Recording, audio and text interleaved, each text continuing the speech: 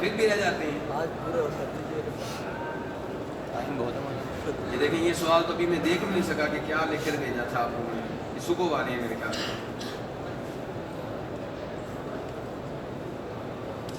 یہ بھائی کہتے ہیں قربانی کا ہم ٹوکن دیتے ہیں, ہم کو کس طرح پتہ چلے گا قربانی کیا کہ قربانی ہوئی یا کہ نہیں ہوئی؟ کیوں جی؟ کیا یہ معلوم کر لینا ضروری ہے قربانی ہوئی ہے یا نہیں ہوئی؟ یہ معلوم کر لینا ضروری ہے میرے بھائی. کچھ لوگ اس کو ضروری سمجھتے ہیں. کون سے لوگ؟ جن لوگوں کو یہ فتویٰ بتایا گیا ہے کہ 10 طریق کے جو اعمال ہیں ان میں ترتیب کو برقرار رکھنا واجب ہے. عام طور پہ پاک و ہند میں یہ فتویٰ چلتا ہے کہ 10 طریق کے اعمال میں امور میں ترتیب کو برقرار رکھنا کیا ہے؟ ترتیب کو برقرار رکھنا کیا ہے؟ واجب ہے. یہ کہ 10 طریق کو پہلے آپ کنکریاں ماریں گے, پھر قربانی کریں گے, پھر حلق کروائیں گے, پھر طواف, پھر صفا مروہ کی صحیح ترتیب کو آگے پیچھے نہیں کر سکتے. تو جو علماء کرام یہ سمجھتے ہیں کہ ترتیب واجب ہے ان کے نزدیک یہ جان لینا ضروری ہے کہ قربانی ہوئی کہ نہیں ہوئی, کیونکہ ترتیب واجب ہے. قربانی ہوگی تو آگے چلیں گے. لیکن صحیح بات یہ ہے میرے بھائیوں, بڑی ذمہ داری سے کہہ رہا ہوں, سعودی علماء کرام کا بھی یہی فتویٰ ہے, حدیث سے بھی یہی معلوم ہوتا ہے کہ 10 طریق کے اعمال میں ترتیب کو برقرار رکھنا افضل ہے, سنت ہے, بہتر ہے, واجب ضروری یا لازمی نہیں ہے. امام مسلم عبداللہ بن عمر بن عاص سے روایت کرتے ہیں, دیگر صحابہ کرام سے بھی حدیث مروی ہے کہ 10 طریق کو نبی علیہ الصلوۃ والسلام کے پاس ایک نہیں کئی صحابی آئے جنہوں نے ترتیب کو آگے پیچھے کیا اور آپ سے سوال کر رہے ہیں, اللہ کے رسول میں نے پہلے قربانی کی ہے بعد میں کنکریاں ماری ہیں, اللہ کے رسول میں نے پہلے حلق کیا ہے بعد میں کنکریاں ماری ہیں, اللہ کے رسول میں نے صفا مروہ کی صحیح پہلے کی ہے طواف بعد میں کیا ہے. یہ سوال ہوتے رہے اور آپ کا جواب سب کے لیے ایک تھا, کیا؟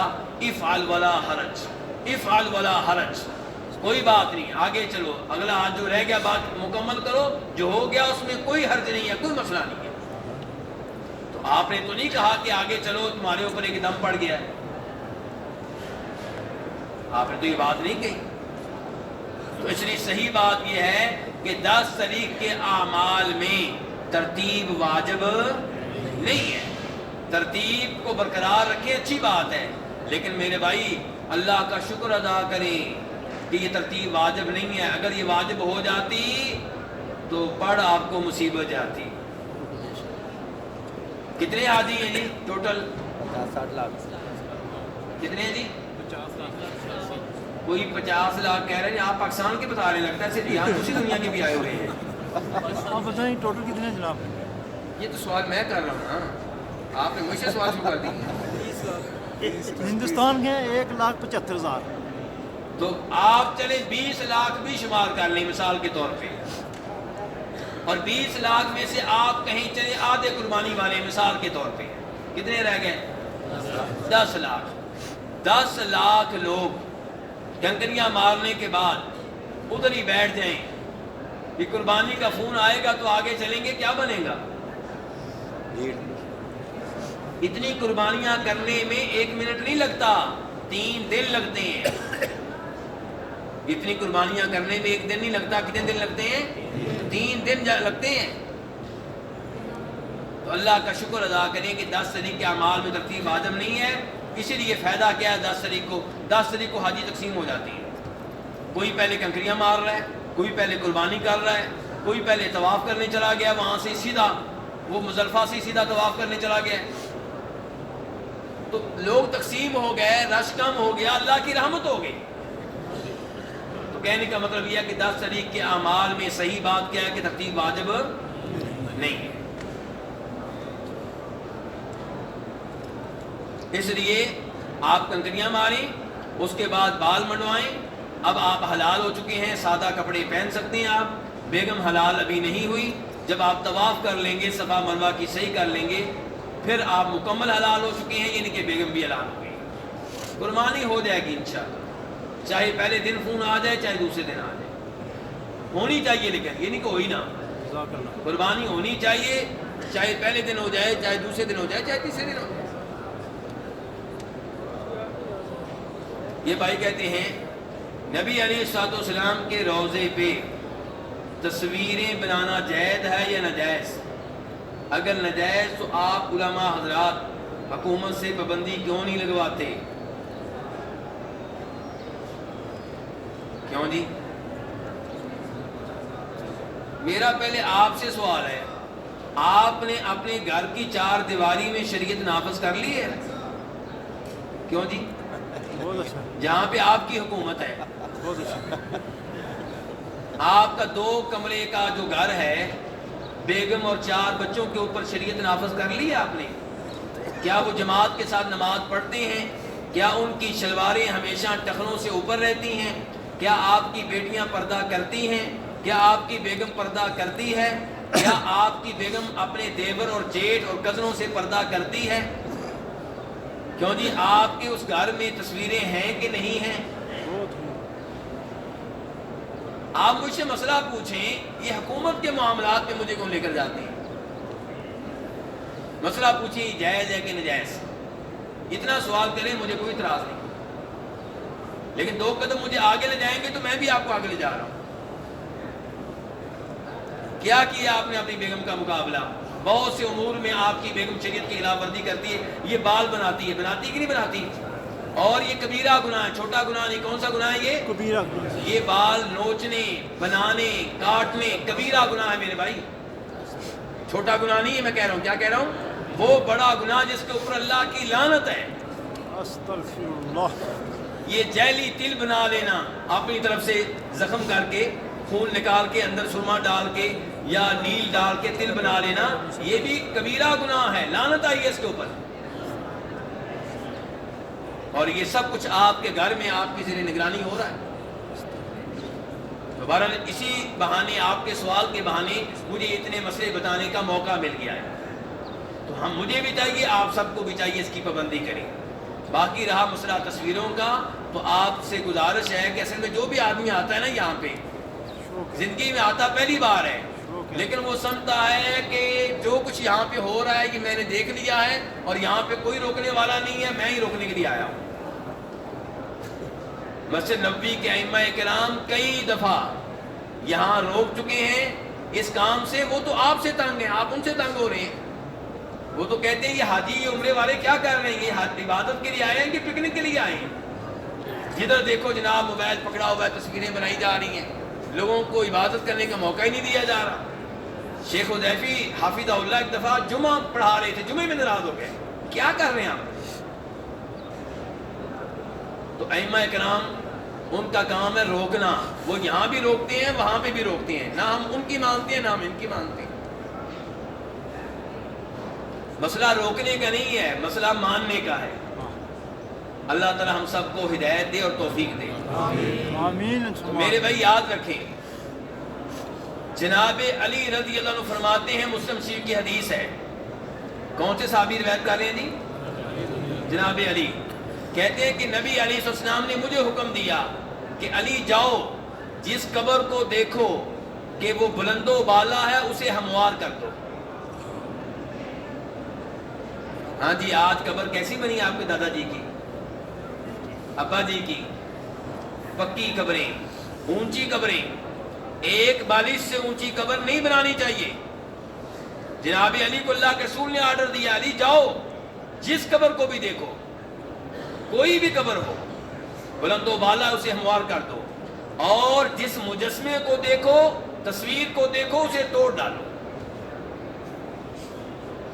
ہمارے گھروں میں مجسمے ہیں، ہرن کا مجسمہ، شیر کا مجسمہ، ہاتھی کا مجسمہ. ہماری دکانوں پہ، کپڑے کی دکانوں پہ عورت کا مجسمہ جس کے اوپر کپڑے ڈالے جاتے ہیں کہ نہیں ہیں؟ یہ سارے کام منع ہیں. اور پھر نبی علیہ الصلوۃ والسلام، بخاری مسلم کی ایک اور حدیث سن لی، آپ فرماتے ہیں کہ رحمت کے فرشتے اس گھر میں داخل نہیں ہوتے جس گھر میں کوئی تصویر ہو یا جس گھر میں کوئی کتا ہو. ہاں جی شوقیہ کتے ہمارے گھروں میں موجود ہیں, مسلمان پال رہے ہیں نا. اور مجھے تو یہ حیرانگی ہوتی ہے کہ عام طور پہ کتے پالنے والی جو قوم ہے نا, یہ وہ قوم ہے جو زیادہ بچے نہیں لیتے. کہتے ہیں بچے 2 ہی اچھے.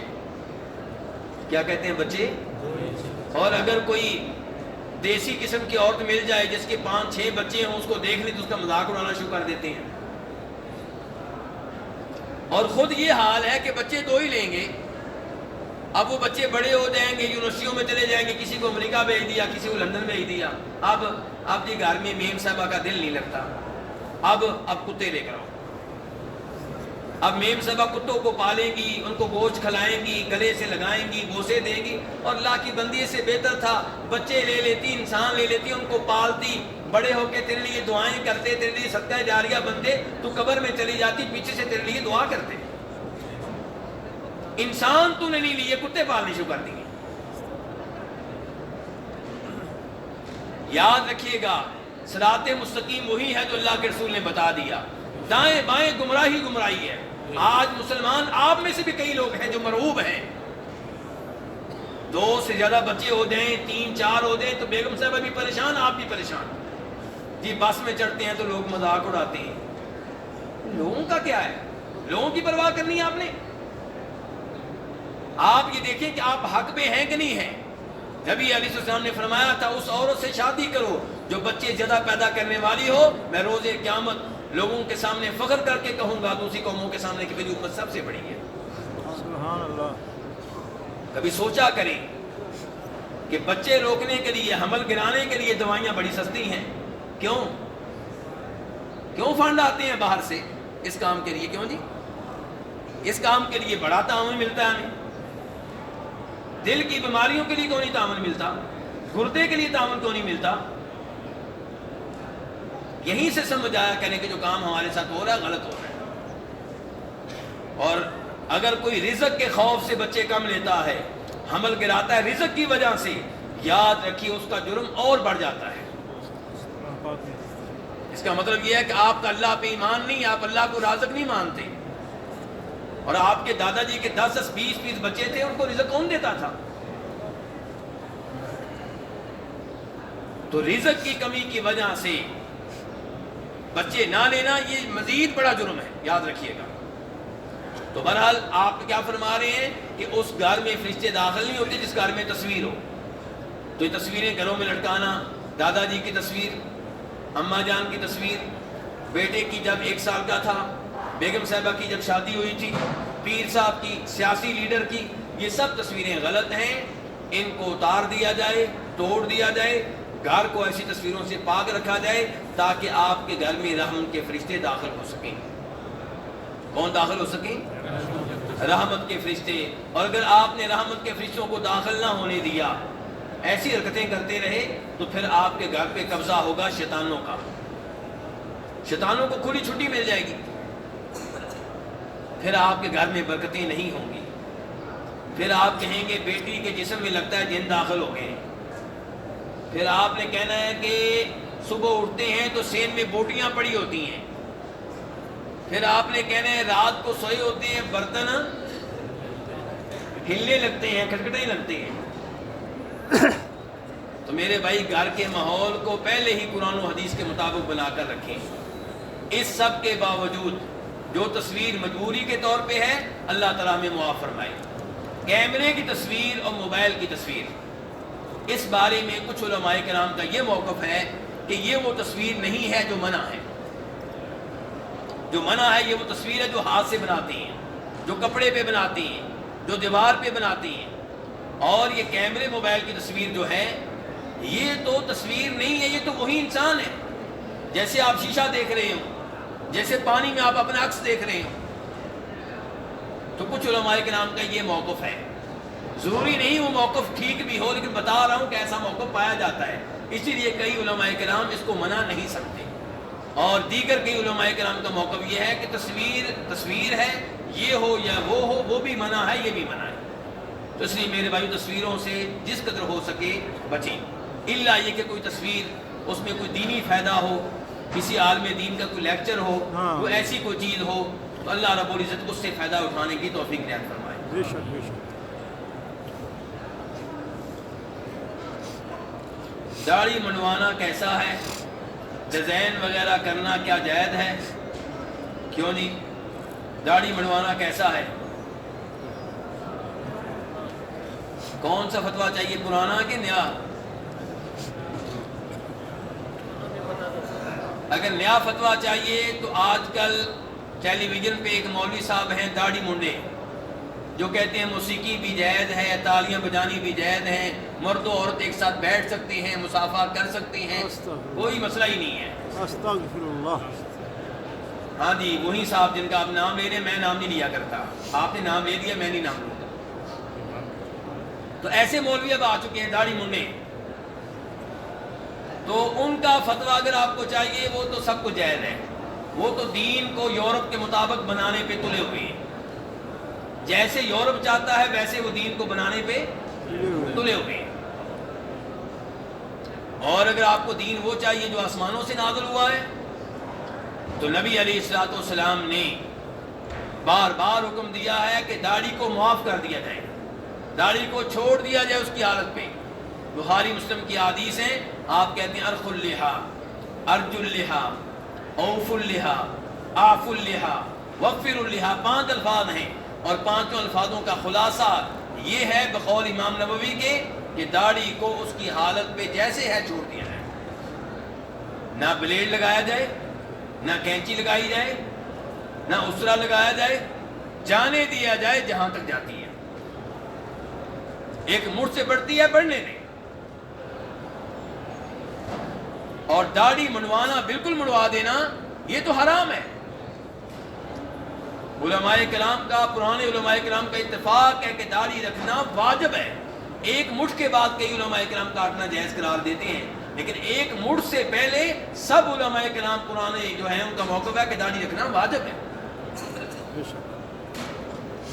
تو اس لیے میرے بھائی اب وقت آ گیا ہے کہ آپ داڑھی رکھ لیں۔ اگر اب بھی نہیں رکھیں گے تو کب رکھیں گے؟ اللہ نے آپ کو مکہ مدینہ میں آنے کا موقع دیا، کیوں جی حاجی صاحب؟ ذرا وعدہ کریں نا، دائیں بائیں نہ دیکھیں، میری طرف دیکھیں اور ہاتھ کھڑا کریں، وعدہ کریں کہ انشاءاللہ آج سے داڑھی رکھ لی ہے۔ جن کی داڑھی پہلے سے ہے وہ وعدہ نہ کریں، آپ کی بڑی مہربانی ہے۔ جن کی داڑیاں پہلے سے ہیں وہ وعدہ نہ کریں، میں ان کا انتظار کر رہا ہوتا ہوں۔ جن کی داڑیاں منڈی ہوتی ہیں تو اوپر سے ہاتھ وہ کھڑا کر دیتے ہیں، 2 جن کی پہلے سے داڑھی ہے۔ میں ان کا منتظر ہوں، اپنے ان بھائیوں کا جو پہلے داڑھی مونڈتے تھے، اب اللہ نے کرم کیا ہے، اب موت کے ڈر سے، اللہ کے ڈر سے جنت لینے کے لیے، اللہ کو راضی کرنے کے لیے، اللہ کے رسول کے احادیث پہ عمل کرنے کے لیے اللہ کے رسول کی مسجد میں بیٹھ کے وعدہ کر دیں کہ لو جی آج سے داڑھی رکھنی ہے۔ بے شک۔ ہاں جی، اب کوئی ہاتھ نظر نہیں آ رہا، ایک بھی نہیں؟ ہاں یہ ماشاءاللہ نظر آئی ہے، ماشاءاللہ۔ ان کے لیے دعا کریں، اللہ ان کو ہمت دے، اللہ ان کو توفیق دے، اللہ ان کی زندگی میں برکتیں ڈالے، اللہ ان کی اولاد کو بھی نیک بنائے، اللہ ان کو پکا نمازی بنائے، اللہ اس وعدے کی برکت سے ان کو رزق حلال دے، صحت و تندرستی سے نواز دے، اللہ ان سے توحید و سنت کا کام لے۔ باقی بھائی نے سوال کیا ہے کہ داڑھیوں میں ڈیزائن بنانا، میرے بھائی داڑھی میں ڈیزائن بنانے کی بھی اجازت نہیں ہے۔ داڑھی کو کہہ دیا ویسے رہنے دیں جیسے وہ آئی ہے، اللہ نے جیسے آپ کو داڑھی دی ہے اس کو ویسے ہی رہنے دیں۔ حضرت یہ داڑھی کہاں سے شروع ہوتی ہے؟ ہم پاکستان سے مدینہ آئے، یہاں قیام کے مطابق قصر کر رہے ہیں۔ مکہ میں قیام 1 ماہ کا ہوگا، وہاں مقیم ہو کر پوری نماز ادا کرنا ہوگی، یا ایام حج میں قصر کریں گے، باقی ایام میں نماز مکمل کریں گے۔ نمبر 2، حج یا عمرہ کرنے کے بعد ایک ساتھی دوسرے کا حل کر سکتا ہے جبکہ اس کا خود اپنا حل نہ ہو چکا ہو۔ 2 سوال ہوئے ہیں، دوسرا سوال زیادہ آسان ہے۔ تو اصول یہ ہے کہ پہلے اس سوال کا جواب دینا چاہیے جو کیا ہو، آسان ہو۔ تو ہاں جی، ایک آدمی دوسرے کا حل کر سکتا ہے، بال مونڈ سکتا ہے، بال کاٹ سکتا ہے جبکہ خود ابھی تک حالت احرام میں ہے۔ جی میرے بھائی اس میں کوئی حرج نہیں ہے۔ جب آپ نے طواف کر لیا، صفا مروہ کی صحیح کر لی، اب آپ کے بال کاٹنے یا مونڈنے واجب ہیں کہ منع ہیں؟ واجب ہیں، عبادت ہیں، نیک عمل ہیں۔ اب جو آپ کے بال کاٹے گا کوئی ممنوع کام نہیں کر رہا، بلکہ وہ تو نیکی کا کام کر رہا ہے۔ کہتے نہیں جی حالت حرام میں، تو حالت حرام میں نیکی کے کام منع ہے جی؟ کیوں جی حالت حرام میں نیکی کے کام منع ہے؟ یہ تو منع تو نہیں ہے۔ تو اس لیے اس حالت میں اپنے بال خود بھی مونڈ سکتے ہیں، آپ کا ساتھی بھی آپ کے بال مونڈ سکتا ہے، آپ بیگم صاحبہ کے کاٹ سکتے ہیں، بیگم صاحبہ آپ کے کاٹ سکتے ہیں، اس میں کوئی حرج نہیں ہے۔ اچھا اب رہا بھائی کا پہلا سوال کہ مکہ میں 1 مہینہ رہنا ہے۔ میرے بھائی جب کسی شہر میں 1 مہینہ رہنا ہو، ایک ہی بار، ایک ہے کہ 10 دن مکہ میں رہنا ہے، پھر 10 دن مدینہ میں آ گئے، پھر 10 دن مکہ میں رہنا ہے، اس کو مہینہ نہیں کہتے، اس کو 10 اور 10 کہتے ہیں۔ اور اگر 1 مہینہ ایک ساتھ رہنا آپ نے مکہ میں، تو پھر واقعی آپ کو مکہ میں نماز پوری پڑھنی چاہیے۔ باقی رہے حج کے ایام، تو حج کے ایام میں آپ قصر کریں گے، اس وجہ سے نہیں کہ آپ مسافر ہیں، بلکہ اس وجہ سے کہ آپ حج کر رہے ہیں۔ حج کے ایام میں جو قصر ہے اس کا تعلق سفر سے۔ آپ کو عرفات میں، مزدلفہ میں کئی لوگ ملیں گے جو کہیں گے کہ عرفات میں امام صاحب نے اس لیے قصر کی ہے کہ وہ مسافر ہیں، ریاض سے آئے ہیں۔ نہیں میرے بھائی، عرفات میں، مزدلفہ میں، مینا میں قصر کا تعلق سفر سے نہیں ہے، کس سے ہے؟ حج سے ہے۔ مکہ کا حاجی بھی قصر کرے گا،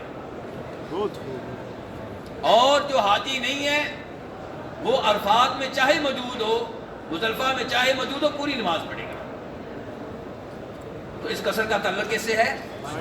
امام مالک رحمہ اللہ روایت کرتے ہیں زید بن اسلم سے، زید بن اسلم اپنے باپ اسلم سے روایت کرتے ہیں کہ جناب عمر فاروق مکہ میں آئے، مکہ میں نماز پڑھاتے، قصر کرتے، اور سلام پھیرنے کے بعد کہتے کہ مکہ والو اپنی نماز پوری کر لو، ہم تو مسافر ہیں۔ کون کہتے؟ اور یہی راوی کہتے ہیں کہ جب عمر فاروق مینا میں آئے تو ہمارے پاس کوئی ایسی رپورٹ نہیں ہے کہ جس میں یہ آیا ہو کہ وہاں پہ آپ نے اعلان کیا ہو کہ مکہ والوں نماز پوری کرو۔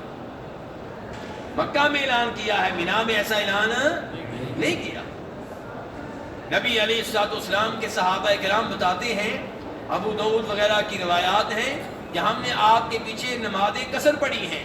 بتانے والوں میں ایک ایسے راوی بھی ہیں جو مکہ کے رہنے والے تھے۔ کہاں کے رہنے والے تھے؟ وہب بن حارثہ الخزاعی۔ تو اس لیے صحیح بات یہ ہے، اختلافات بڑے ہیں میرے بھائیوں، لیکن میں آپ کو وہ بتاتا ہوں چیز جو قرآن و حدیث سے ثابت ہو۔ تو صحیح بات یہ ہے کہ مینا، مزدلفہ، عرفات میں آپ نماز قصر کریں گے، کس کی وجہ سے؟ حج کی وجہ سے۔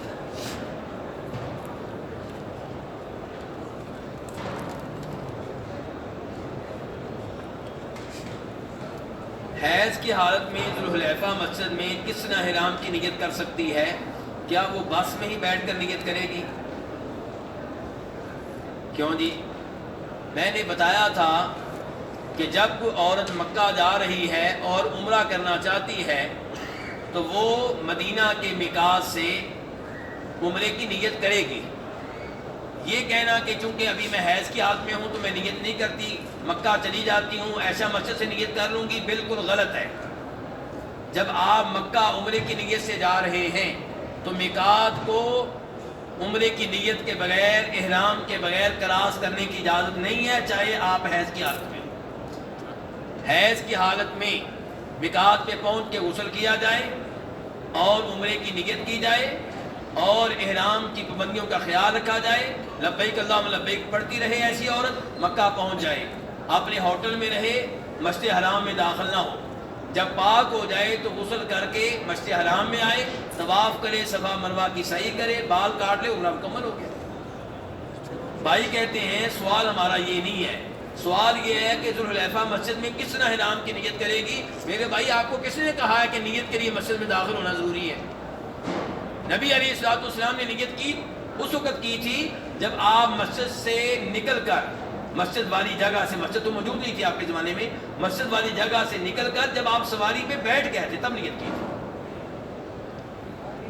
تو یہ عورت جو ہے جب غسل کر کے آئے، واش روم سے آئے اپنی کار پہ بس پہ بیٹھ جائے تب یہ نیت کرے. مسئلہ واضح ہوگا عیسیٰ؟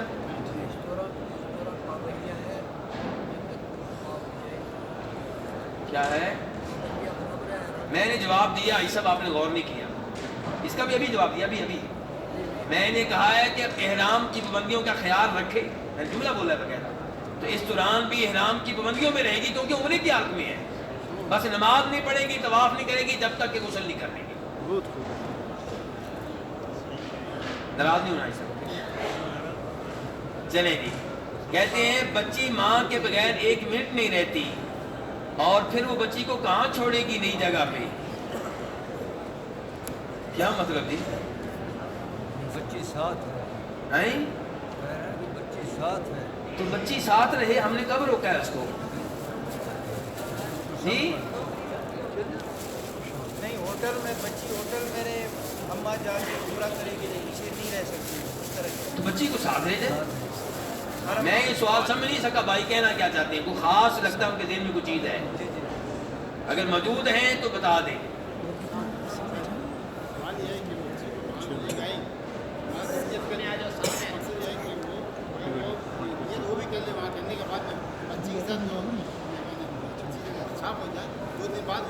آواز نہیں آ رہی حضرت. اچھا آپ یہ کہنا چاہتے ہیں شاید کہ بچی نے بھی نیت کرنی ہے، بچی نے بھی عمرہ کرنا ہے، یہ کہنا چاہتے ہیں. تو اب بچی ماں کے ساتھ کیسے ہوٹل میں بیٹھے، یہ کہنا چاہتے ہیں نا. اکیلے عمرہ کرے گی تو وہ ماں کے بغیر وہ جدا ہی نہیں ہوتی ماں سے. تو ابھی آپ کے پاس 1 مہینہ ہے، بچی کو جدا ہونے کی ذرا عادت ڈالیں نا.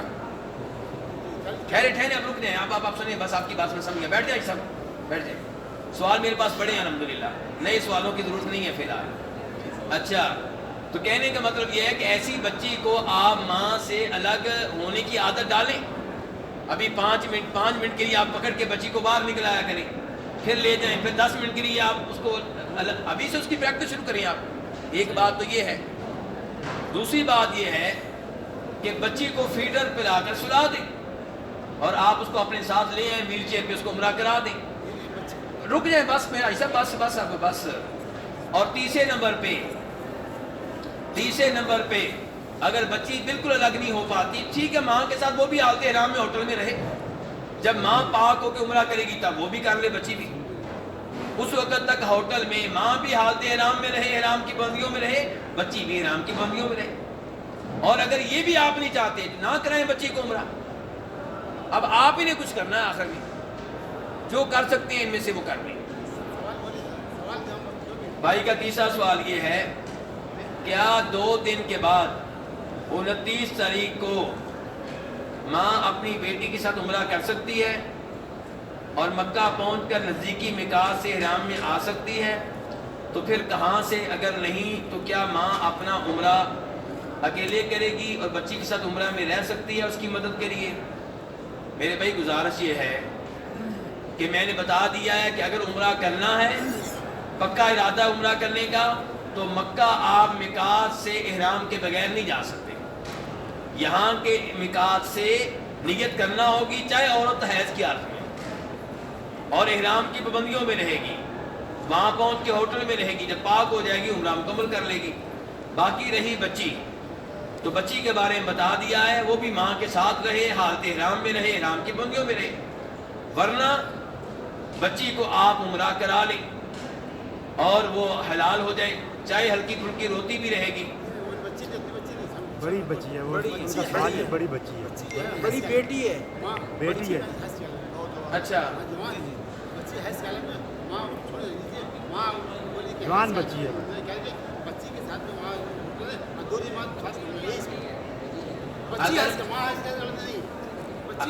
اگر بچی بڑی ہے تو میرے بھائی مسئلہ یاد رہے، مکہ میں پہنچنے کے بعد عورت تنہا حج کر سکتی ہے، عورت تنہا عمرہ کر سکتی ہے.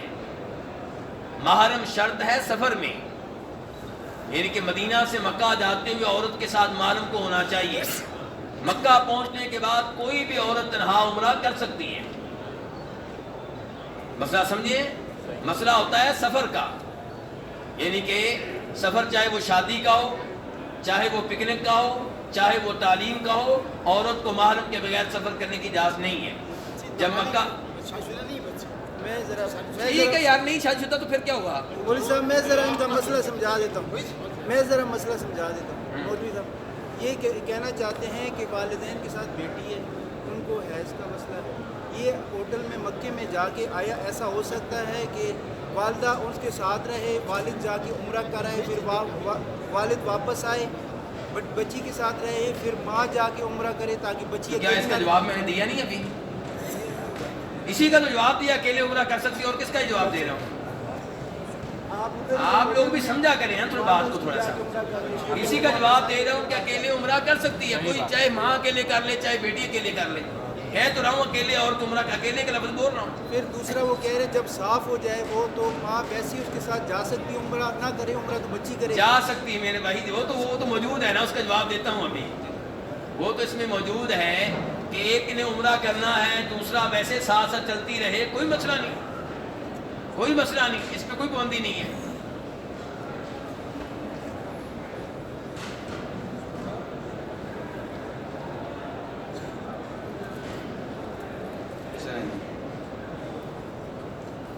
ये भाई कहते हैं नबी करीम सल्लल्लाहु अलैहि वसल्लम का वितर अदा करने का तरीका क्या था, और वो किस वक़्त वितर अदा करते थे, और क्या उन्होंने वितर के बाद नवाफिल अदा किए हैं। नबी अलैहिस्सलाम ने, मैंने कल भी बताया था, 3 वितर भी अदा किए हैं, 5 भी अदा किए हैं, 7 भी अदा किए हैं, 9 भी अदा किए हैं।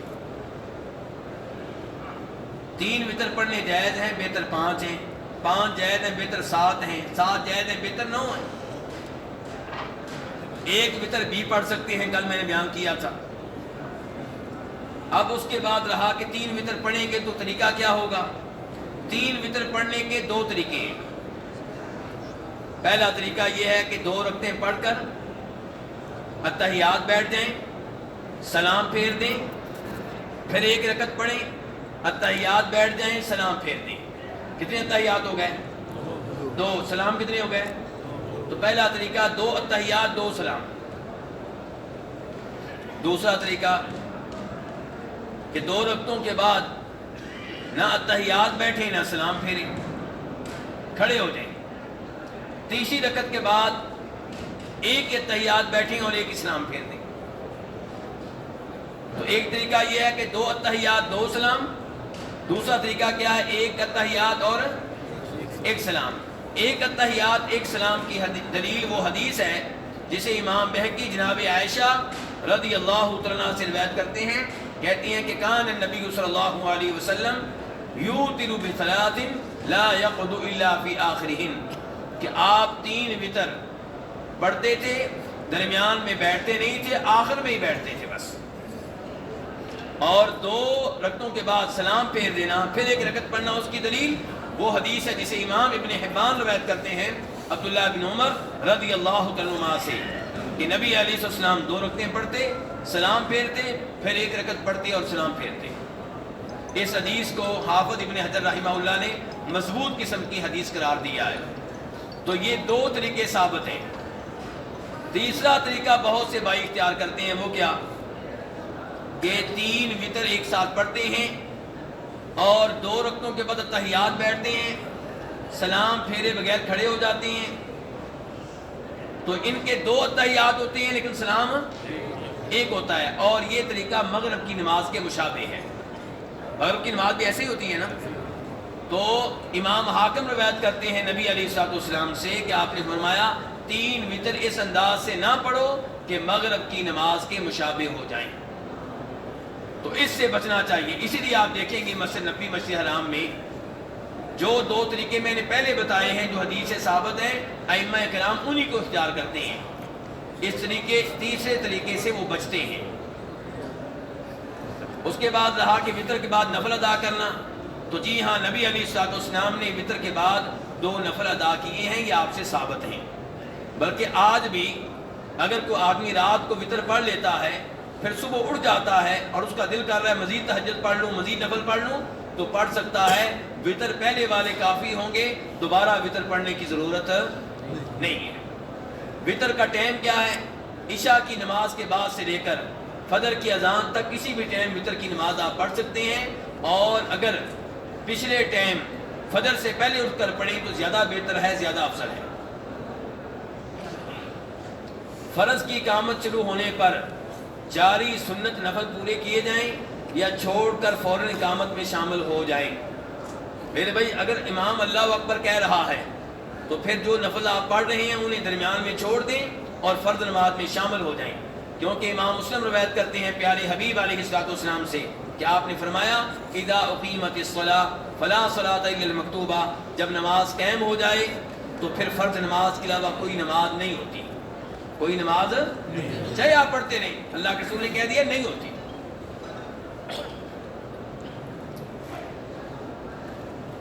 بخاری شریف کے مطابق جناب معاویہ اور عبداللہ بن زبیر سے کعبہ شریف کے چاروں کونوں کا استلام ثابت ہے، جبکہ عبداللہ بن عمر کی حدیث میں انہوں نے بتایا کہ نبی علیہ السلام صرف یمنی رکن کا استلام کرتے تھے۔ تشریف فرمائیے کہ ہمیں کیا کرنا چاہیے؟ کیا کعبہ کی دیواروں کے پاس جا کر گر گڑا کر دعا کرنی چاہیے؟ میرے بھائی آپ نے یہ تو لکھ دیا کہ جناب امیر معاویہ بیت اللہ کے چاروں کونوں کا استلام کرتے تھے، ہاتھ لگاتے تھے، عبداللہ بن زبیر بھی یہ کرتے تھے، لیکن آپ نے یہ نہیں بتایا کہ عبداللہ ابن عباس نے انہیں روکا۔ کس نے روکا؟ عبداللہ ابن عباس نے روکا۔ صحابہ کرام میں یہ چیز نہیں تھی جو آج کل ہم میں پائی جاتی ہے کہ جو بھی کرے ٹھیک ہے، یہ بھی ٹھیک، وہ بھی ٹھیک، تم بھی ٹھیک، ہم بھی ٹھیک۔ نہیں، عبداللہ ابن عباس نے جناب امیر معاویہ کو روکا، یہ آپ کیا کر رہے ہیں؟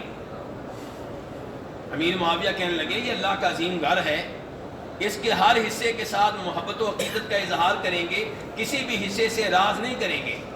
محبت میں ڈوبے ہوئے، عقیدت میں ڈوبے ہوئے الفاظ ہیں جناب امیر معاویہ کے، لیکن عبداللہ ابن عباس نے ان الفاظ کو قبول نہیں کیا، انہوں نے اس پہ اللہ کی آیت پڑھی، اللہ کا کلام پڑھا کہ اللہ کہتے ہیں لقد کان لکم فی رسول اللہ اسوۃ حسنہ، کہ نبی علیہ السلام کی ذات میں تمہارے لیے بہترین نمونہ ہے، اور آپ نے رکن یمانی کا استلام کیا ہے، حجر اسود کا استلام کیا ہے، باقی دو کونوں کا استلام نہیں کیا۔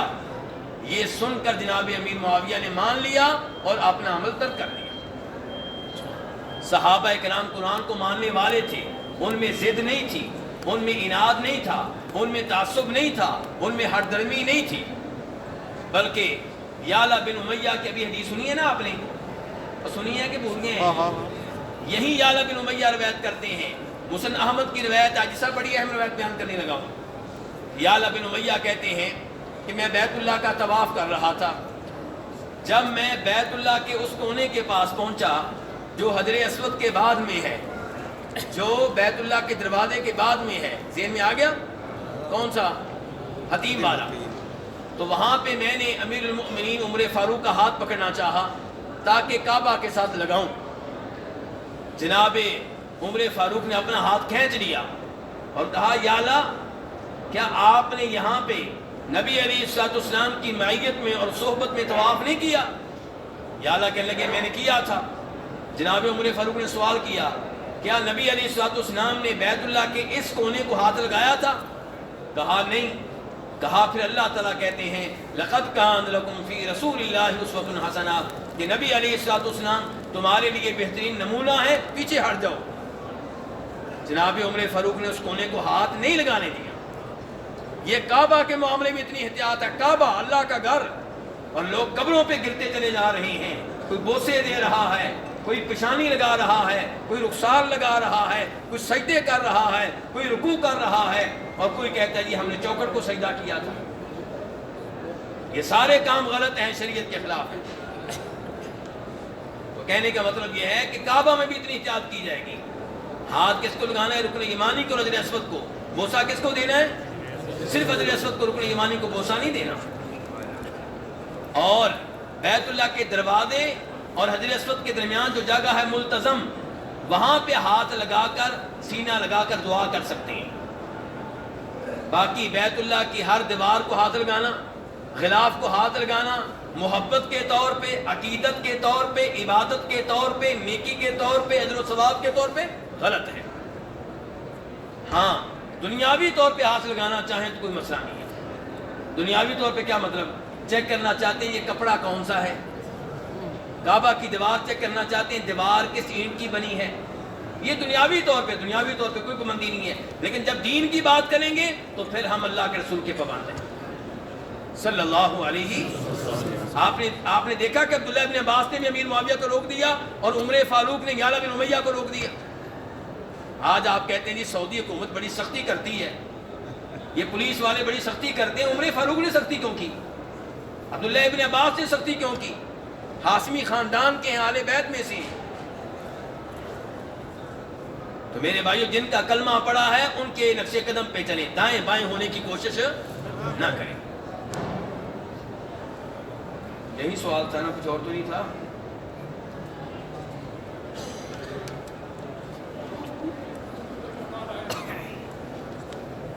سوال لکھ کر بھیج دیں، لکھ کر۔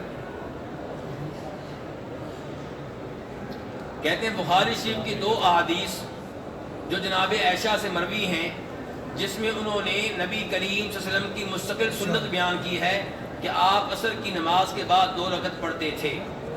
عام طور پر عصر کے بعد نماز کا مکروہ وقت کہا جاتا ہے، اور اس پہ صحیح حدیث ثابت ہے۔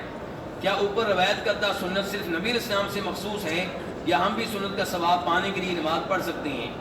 مکروہ اوقات میں کون کون سی نمازیں پڑھی جا سکتی ہیں؟ نماز جنازہ، تحیۃ المسجد۔ نماز فجر اور ظہر کی سنت پڑھنے سے تحیۃ المسجد ادا ہو جائے گی یا تحیۃ المسجد الگ سے ادا کرنی ہوگی؟ ماشاءاللہ میرے بھائی پڑھے لکھے ہیں کافی سارے، اچھے سوال ہیں ان کے، خوشی ہو رہی ہے۔ ایسے آپ بھی اپنا ذرا دینی ذوق بڑھائیں۔ اگر ابھی سیاست کا موضوع چھڑ جائے تو آپ سے زیادہ عقل مند کوئی نہیں ہوگا۔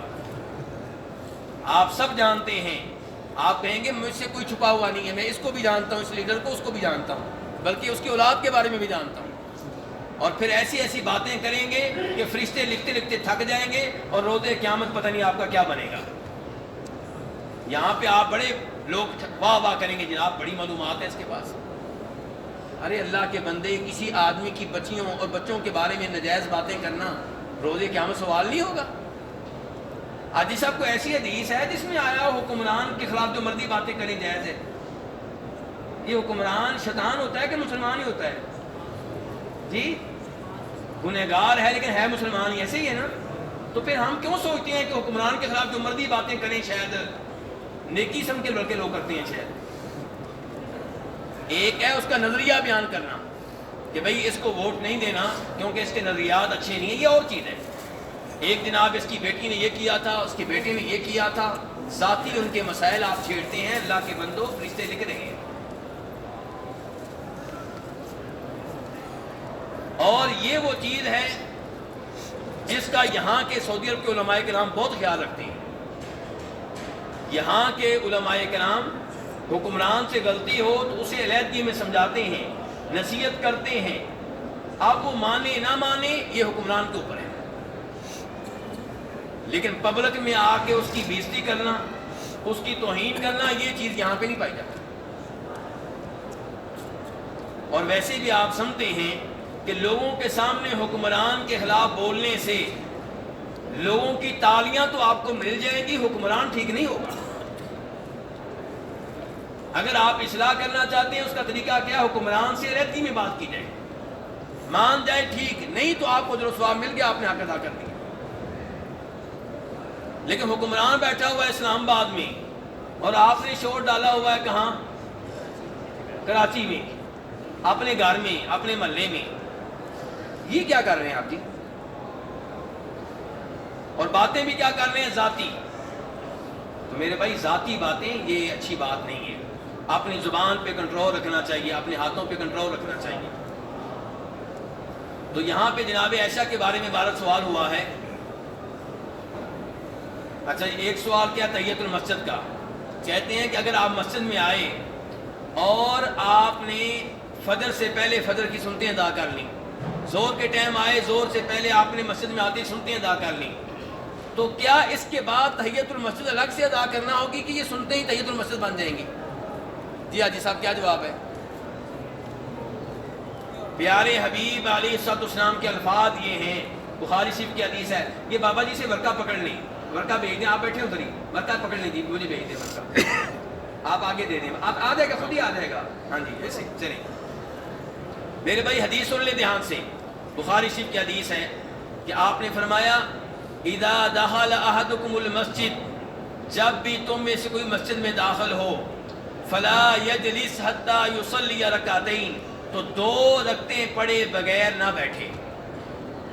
جب بھی مسجد میں داخل ہوں 2 رکعتیں پڑھے بغیر، کوئی بھی 2 رکعتیں۔ اس کا مطلب یہ ہے کہ اگر آپ مسجد میں آ کر کوئی فرض نماز ادا کرتے ہیں تو فرض نماز بھی بن جائے گی، تحیۃ المسجد بھی بن جائے گی۔ اگر مسجد میں آ کے سنتیں ادا کرتے ہیں، سنتیں بھی بن جائیں گی، تحیۃ المسجد بھی بن جائیں گی۔ اور اگر آپ کہتے ہیں نہ میں نے اس ٹائم فرض پڑھنے ہیں، نہ میں نے کوئی سنتیں پڑھنی ہیں، تو پھر شریعت کہتی ہے کہ مسجد کے نام پہ 2 رکعتیں پڑھ لیں، نماز پڑھے بغیر نہ بیٹھیں، نماز پڑھے بغیر نہ بیٹھیں۔ یہ مسئلہ واضح ہو گیا جی۔ اس سوال کا جواب یہ تھا ان کا آخری سوال، اس کا جواب آسان تھا، یہ پہلے میں نے دے دیا ہے۔ اس کے بعد کہتے ہیں مکروہ اوقات میں کون کون سی نمازیں پڑھی جا سکتی ہیں؟ یہ بھائی کا سوال نمبر 2 ہے۔ مکروہ اوقات میں سببی نمازیں پڑھی جا سکتی ہیں۔ کون سی نمازیں؟ بولیے ذرا۔ سببی نمازیں، جن کا کچھ سبب ہوتا ہے۔ ایک ہے بلا وجہ کی نماز، ویسے دل کر رہا ہے جی نفل پڑھوں، نہیں، یہ پڑھنے کی اجازت نہیں ہے، مکروہ اوقات میں یہ نمازیں پڑھنے کی اجازت۔ اور ایک یہ ہے کہ سببی نمازیں، مسجد میں داخل ہونے کی وجہ سے تحیۃ المسجد کی 2 رکعتیں، وضو نیا کیا ہے، وضو کرنے کی وجہ سے تحیۃ الوضو کی 2 رکعتیں، عصر کے بعد سورج کو گرہن لگ گیا ہے، گرہن ہونے کی وجہ سے سورج گرہن والی نماز، استخارہ کرنا چاہتے ہیں مغرب سے پہلے پہلے، کوئی ڈیل کرنی ہے، کوئی رشتہ کرنا ہے، کوئی دکان خریدنی ہے، کوئی فیکٹری خریدنی ہے، اور ڈیل ہونی ہے مغرب سے پہلے پہلے،